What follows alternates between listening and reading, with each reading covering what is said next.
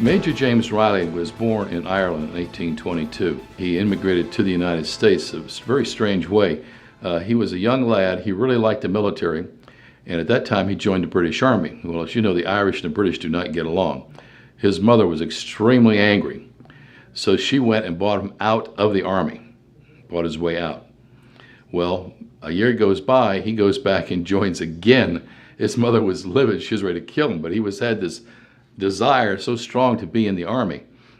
So this time they had to smuggle him out. They disguised him as a young lady and put him on a boat to the United States and sent him to New York to be with his uncle. So he joined the U.S. Army, and at that time he was in the 4th New York Artillery, and that's where he met Henry J. Hunt, and they fought the Mexican War together. Then they went out to Fort Washita in Oklahoma, and he was out there. Now, a strange thing happened to him when he was out there. It was almost like a John Wayne movie. He saw in the distance a wagon train burning. He comes up with his company, and they hear this child screaming and hollering. There was a girl in the bushes, and she was an orphan, and they adopted her, and he eventually brought her back here to Wilmington. But so he was a very kind-hearted man. He, after the Mexican War and the Washita, they sent him out to Florida, to the Seminole Wars, but he was at the end of the Seminole Wars. And then they sent him up to Fort Johnston. And that's where we begin the war and so forth. President Buchanan and Winfield Scott, the commanding general of the Army, decided they were going to sneak troops into Fort Sumter. So they used a passenger ship by the name of the Star of the West to do this.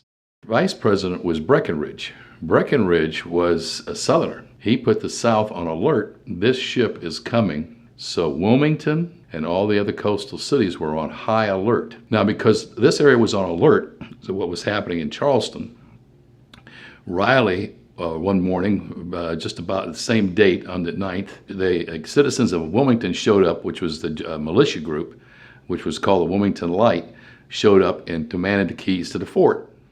Well, Reilly was so overwhelmed, there were so many of them, he gave them the keys to the fort as long as they would sign for it. And then they left.